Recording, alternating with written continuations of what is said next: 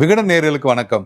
2026 சட்டமன்ற தேர்தல் முடிஞ்சு எந்த கட்சிக்குமே ஒரு பெரும்பான்மை கிடைக்காத, அதாவது ஆட்சி அமைப்பதற்கான பெரும்பான்மை கிடைக்காத சூழல்ல தனிப்பெரும் கட்சியாக வந்திருக்கும் தமிழக வெற்றி கழகம் ஆட்சி அமைப்பதற்கான அந்த முயற்சிகளில் ரொம்பவே தீவிரமா இருக்காங்க. உங்களுக்கு அடுத்தடுத்த ஆதரவுகள் அப்படின்றது கிடைக்கிறதையும் நம்ம பார்த்துட்டு இருக்கோம். யாருக்குமே தனிப்பெரும்பான்மை கிடைக்கல அப்படிங்கிறதால விஜய் போய் ஆளுநரை பார்க்கிறது, அங்கே அவர் ஆட்சியை அமைக்க அழைப்பு விடுக்காமல் இருக்கிறது அப்படின்னு ஒரு மாதிரி தமிழகம் கடந்த ஒரு 2-3 நாட்களாக ரொம்பவே பரபரப்பாக போயிட்டு இருக்கு. இந்த பரபரப்புக்குள்ள நம்ம 2026 தேர்தலில் நடந்த சில சம்பவங்கள்னு சொல்லலாம், இல்லைன்னா உடைபட்ட சில பர்னிச்சர்கள் அப்படின்னு ஒன்று இருக்கு. அதாவது இத்தனை ஆண்டு காலம் தமிழ்நாட்டில் ஒரு மரபு இருக்கும். இந்த மண்டலம் அப்படிங்கிறது இவங்க தான் அதிகமாக ஜெயிப்பாங்க, அந்த மண்டலம்னா அவங்க தான் ஜெயிப்பாங்க, அந்த தொகுதியில் அவரை யாருமே ஜெயிக்க முடியாது அப்படின்ற மாதிரி பல்வேறு மரபுகள் அப்படிங்கிறது தமிழ்நாட்டு அரசியல் களத்தில் இத்தனை ஆண்டுகளா இருந்துட்டு இருக்கு. அப்படி இருந்த மரபுகளில் பல விஷயங்கள் அடித்து சுக்குநூறா நொறுக்கப்பட்டிருக்கு அப்படிங்கிறது தான் இந்த தேர்தலில் நம்ம பார்க்க முடிந்தது. அப்படி சில விஷயங்களை தான் இந்த வீடியோல நம்ம பார்க்க போறோம். 26 வருட நம்பிக்கை, லட்சக்கணக்கான சந்தோஷ திருமணங்கள். கல்யாணம்னாலே தமிழ் மேட்ரிமோனி தான். முதல்ல உடைபட்ட ஒரு மிகப்பெரிய ஒரு பர்னிச்சர் அப்படின்னு நம்ம பார்த்தோம்னா, சென்னை என்னைக்குமே திமுகவோட கோட்டை அப்படிங்கிறது முக்கியமா உடைக்கப்பட்டிருக்கு அப்படின்னு நம்ம சொல்லலாம். அது உண்மையும் கூட. கிட்டத்தட்ட 1972 எம்ஜிஆர் அதிமுக அப்படிங்கிற ஒரு கட்சியை உருவாக்குறாரு. அதிமுகன்ற கட்சி உருவாகி முதல் தேர்தல் 1977 அதிமுக வெற்றி பெறாங்க. தமிழ்நாடு முழுமைக்குமே எம்ஜிஆருக்கு நல்ல ஆதரவு அப்படிங்கிறது கிடைக்குது. 130க்கும் அதிகமான இடங்கள்லையுமே கூட வெற்றி பெறாங்க.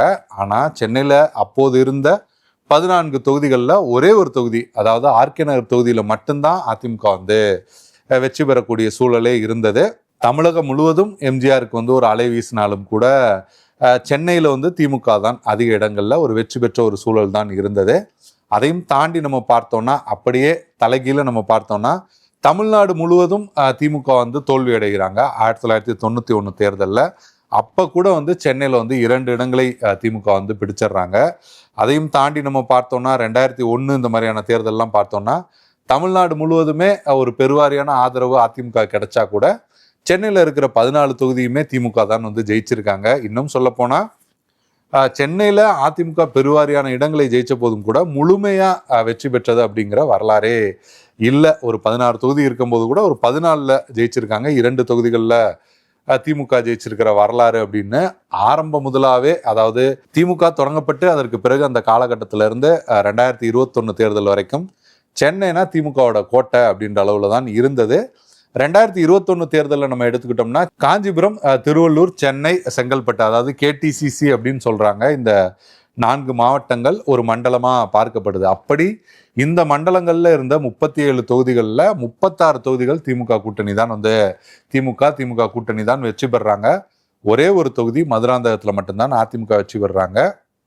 அந்த அளவுக்கு திமுக தொடங்கப்பட்ட காலத்திலிருந்து எம்ஜிஆர் நல்ல ஒரு மிகப்பெரிய ஒரு வளர்ச்சியில் இருந்த காலம் தொட்டு, ஏன்னா எம்ஜிஆர் 1980 தேர்தலில் கூட சென்னையில் முழுமையாக வெற்றி பெற முடியல. அதற்கு பிறகும் பார்த்தீங்கன்னா ஒரு 5 இடங்கள் தான் வெற்றி பெறாரு அப்படின்னு எம்ஜிஆர் இருந்த காலத்திலேயே வெற்றி பெற்றதில்லை அப்படின்ற வரலாறு தான் சென்னைக்கான வரலாறாக இருந்தது. அப்படியே நம்ம 2026 தேர்தலுக்கு நம்ம வந்தோம்னா, சென்னையில் இருக்கிற தொகுதிகளில் 2 தொகுதிகள் தான் திமுக வெற்றி பெற்றிருக்காங்க. மற்ற அனைத்து தொகுதிகள்லையுமே தமிழக வெற்றி கழகம் தான் அதாவது புதிய கட்சி வெற்றி பெற்றிருக்காங்க அப்படிங்கிற விஷயத்தையும் பார்க்க முடியுது. அதையும் தாண்டி நம்ம பார்த்தோம்னா, நம்ம ஏற்கனவே பார்த்த மாதிரி இந்த கேடிசிசி இந்த மண்டலங்களில் எடுத்துக்கிட்டிங்கனாலும் கூட 2 தொகுதிகளில் தான் திமுக வெற்றி பெற்றிருக்காங்க. அதிமுக 3 இடங்களில் வெற்றி பெற்றிருக்காங்க. மற்ற இடங்கள் அப்படிங்கிறத தமிழக வெற்றி கழகம் வெற்றி பெற்றிருக்காங்க. கடந்த தேர்தலில் ஒரே ஒரு தொகுதி தோத்துட்டு மற்ற அனைத்து தொகுதிகளையும் வெற்றி பெற்ற திமுக கூட்டணி இந்த தேர்தலில் 2 இடங்கள் மட்டும்தான் வெற்றி பெற்றிருக்காங்க அப்படிங்கிறது ஒரு மிகப்பெரிய ஒரு விஷயமாகத்தான் பார்க்கப்படுது. அப்படியே திமுகல இருந்து அதிமுகவுக்கு வந்தோம்னா, கொங்கு மண்டலம் எப்போதுமே அதிமுகவோட கோட்டைங்க அப்படின்றது எப்போதுமே உச்சரிக்கப்படக்கூடிய ஒரு விஷயமா தான் இருக்கு. கடந்த கால வரலாறு அப்படிங்கிறதுமே கூட அப்படித்தான் இருக்கு. திமுக பெருவாரியா ஜெயிச்சா கூட கொங்கு பகுதிகள் அதிமுகவோட அந்த டாமினேஷன் அப்படிங்கிறது ரொம்பவே அதிகமாகத்தான் இருக்கும். அதுக்கு சமீபத்திய உதாரணம் 2021 தேர்தல் எடுத்துக்கிட்டோம்னா கூட கோட்டையவே பிடிச்சிட்டா கூட கொங்க பிடிக்க முடியல அப்படிங்கிற அந்த வாசகம் அப்படிங்கிறது அதிகமாக பேசப்பட்டது. 68 தொகுதிகள் மொத்தம் இருக்கிற 68 தொகுதிகளில் 23 தொகுதிகளில் மட்டும்தான் திமுக வெற்றி பெறாங்க. 45 தொகுதிகளில் அதிமுக தான் வெற்றி பெறாங்க.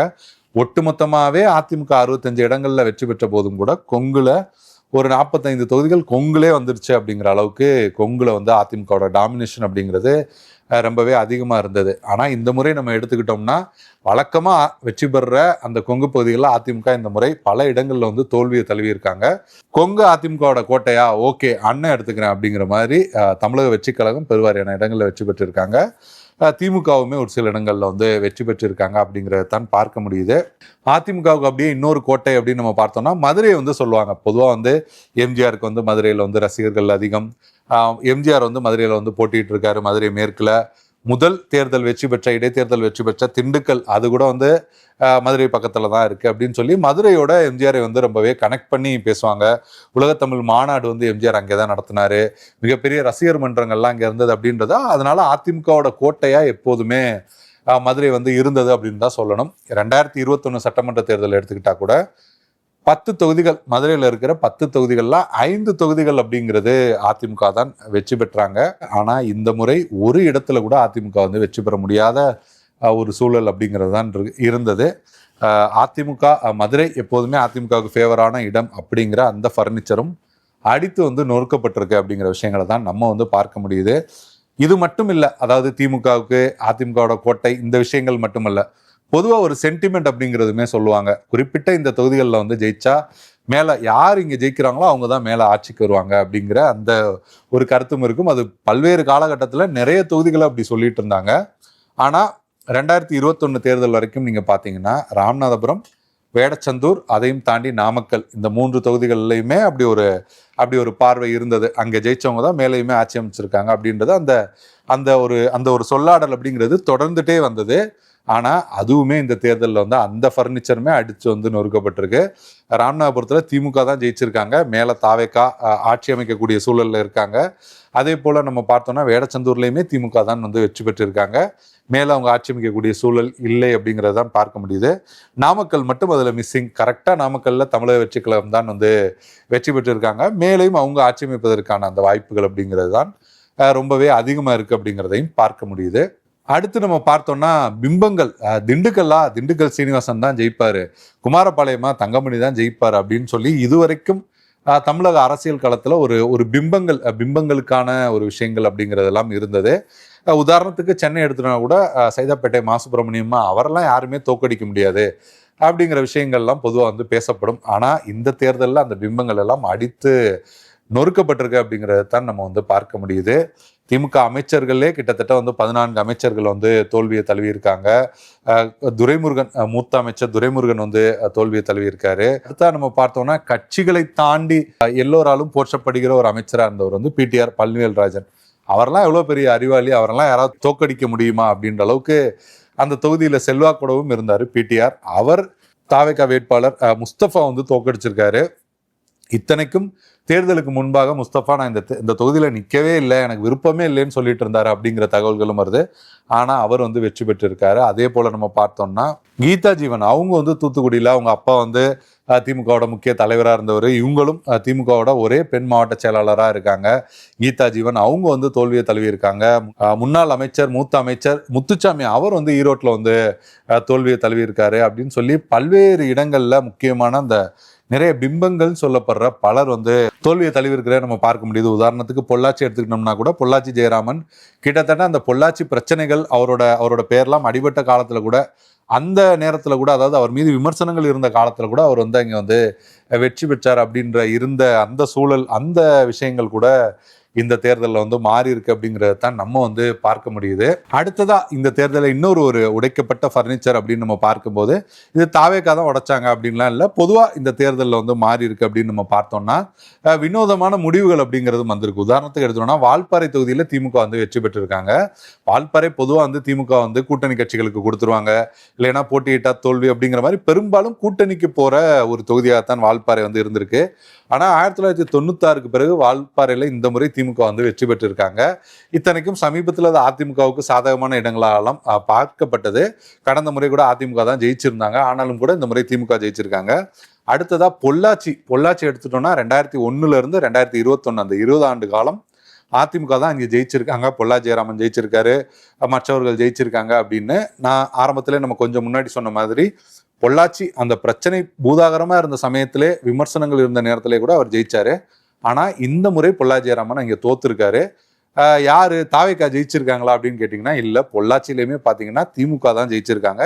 இதுவுமே கொஞ்சம் வந்து ஒரு ஒரு ஒரு அன்எக்ஸ்பெக்டட் ரிசல்ட்டாக தான் இந்த ரிசல்ட்டுமே பார்க்கப்படுது. அடுத்து உடுமலைப்பேட்டை எப்படி நம்ம பொள்ளாச்சி பார்க்குறோமோ அதே மாதிரி தான் உடுமலைப்பேட்டை 2001 2021 வரைக்கும் அதிமுக தான் வெற்றி பெற்றிருக்காங்க. அங்கேயுமே அதிமுக இந்த முறை வந்து தோல்வியை தழுவி இருக்கதையுமே நம்ம வந்து பார்க்க முடியுது. அவினாசி வந்து எடுத்துக்கலாம், அவினாசியுமே அப்படிதான் அதிமுகவோட கோட்டைன்னு சொல்லப்படுது. அங்கே எல்முருகன் தான் ஜெயிப்பாரு கண்டிப்பா, இல்லை திமுக வேட்பாளர் தான் ஜெயிப்பாங்க அப்படின்னு மிகப்பெரிய விவாதமே நடந்தது. ஆனால் பார்த்தீங்கன்னா தாவேகா வேட்பாளர் தான் அங்கே வந்து வெற்றி பெற்றிருக்காங்க. அடுத்ததா திருப்பத்தூர், இந்த ஒரு தொகுதியை வந்து நம்ம கண்டிப்பா பேசியே ஆகணும். ஒரே ஒரு வாக்கு வித்தியாசத்துல முன்னாள் அமைச்சர் பெரிய கருப்பன் தோல்வியை வந்து தழுவி இருக்காரு. பெரிய கருப்பன் தொடர்ச்சியா அந்த சட்டமன்ற தொகுதியில 4 முறை வெற்றி பெற்றிருக்காரு. ராஜகண்ணப்பன் எதிர்த்து நிற்கும்போது கூட அந்த தொகுதியில வந்து அவர் வெற்றி பெற்றாரு. அப்படி பெரிய ஜாம்பவானா அந்த தொகுதியில வந்து பெரிய கருப்பன் பார்க்கப்படுறாரு. ஆனா ஒரு வாக்கு வித்தியாசத்துல அவர் வந்து அந்த தொகுதியில வந்து தோல்வியை தழுவி இருக்காரு. அதையும் தாண்டி அங்கே நின்ற தாவேக்காவோட வேட்பாளர் வந்து யாருன்னே தெரியாது அப்படிங்கிற அளவுல எல்லாம் வந்து கருத்துக்கள்லாம் வந்து சொல்லப்பட்டது.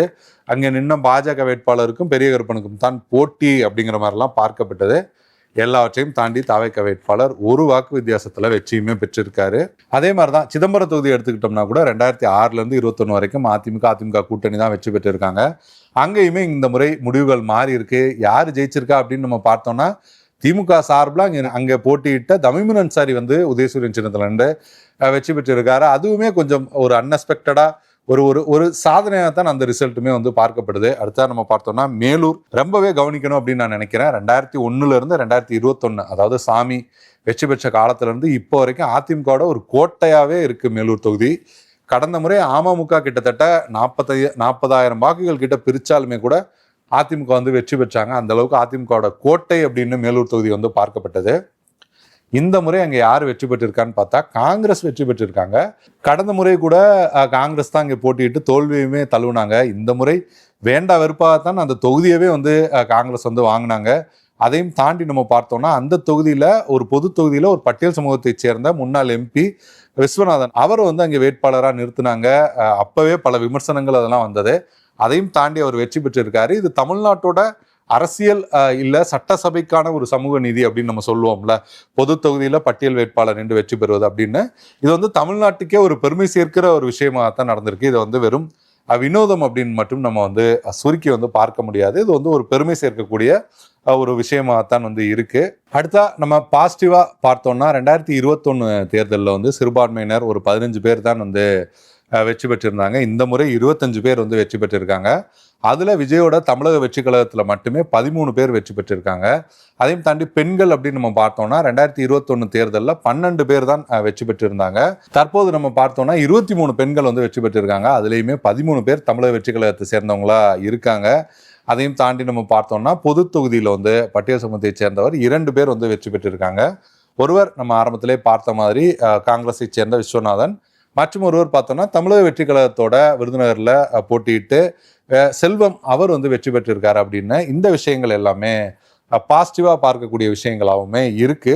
அடுத்து நம்ம பார்த்தோம்னா இப்போதைக்கு தனி மெஜாரிட்டி அப்படிங்கிறது விஜய் அவருக்கு வந்து தமிழக வெற்றி கழகத்துக்கு கிடைச்சிருக்கு. ஆட்சி அமைப்பதற்கான வாய்ப்புகள் அப்படிங்கிறதுமே கூட ரொம்பவே அதிகமா இருக்கு. கண்டிப்பா ஆட்சி அமைப்பார் அப்படின்னு சொல்றாங்க. ஆனாலுமே கூட பெரிய அளவுல ஆதரவு அப்படிங்கிறது விஜய்க்கு கிடைச்சிருக்கா அப்படின்னு நம்ம பார்த்தோம்னா தமிழ்நாட்டில் ஒரு 8 மாவட்டங்களில் தமிழக வெற்றி கழகத்துக்கு வெற்றியே கிடைக்கல அப்படிங்கிறது தான் ரொம்பவே ஷாக்கிங்கான விஷயமா இருக்கு. கடந்த காலத்தில் தமிழ்நாட்டோட அரசியல் வரலாற்று நம்ம பார்த்தோம்னா ஒரு கட்சி வேணாம் அப்படின்னா இன்னொரு கட்சிக்கு அப்படியே வாக்களிக்கக்கூடிய அந்த விஷயங்கள் இருக்கும். மரபார்ந்து இருக்கிற இந்த இது வந்து இவங்களோட கோட்டை அவங்களோட கோட்டை அப்படிங்கிற இடத்துல அந்த கட்சிகள் வந்து வெற்றி பெறுவாங்க. அப்படியான ஒரு ரிசல்ட்டை தான் நம்ம வந்து இது வரைக்குமே பார்த்துருக்கோம். ஆனால் ஒரு கட்சி ஆட்சி அமைப்பதற்கு வாய்ப்பு இருக்கக்கூடிய ஒரு கட்சி கிட்டத்தட்ட 8 மாவட்டங்களில் வெற்றியே பெறல அப்படிங்கிற விஷயமே இந்த தேர்தலில் வந்து ஒரு கவனிக்கக்கூடிய விஷயமா பார்க்கப்படுது. அந்த வகையில் நம்ம பார்த்தோம்னா திருவாரூர், அரியலூர், விழுப்புரம், நாகப்பட்டினம் இந்த மாவட்டங்களில் தமிழக வெற்றி கழகத்துக்கு ஒருவர் கூட அந்த கட்சியில இருந்து வெற்றி பெறல.